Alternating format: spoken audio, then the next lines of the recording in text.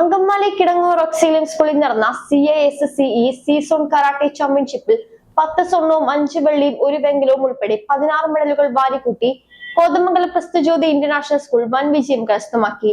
സ്വർണ്ണ മെഡൽ നേടിയ 10 വിദ്യാർത്ഥികൾ റീജിയണൽ തല മത്സരത്തിലേക്ക് യോഗ്യത നേടി.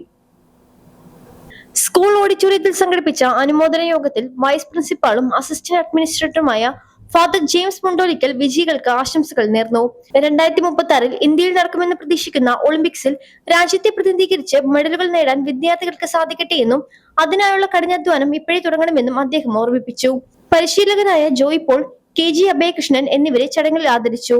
പ്രിൻസിപ്പൽ സോജൻ മാത്യു അധ്യക്ഷത വഹിച്ച ചടങ്ങിൽ കായികാധ്യാപിക മഹിമ ജോൺ, ടീം ക്യാപ്റ്റന്മാരായ Madhav Aji, Angel Maria Antony എന്നിവർ സംസാരിച്ചു.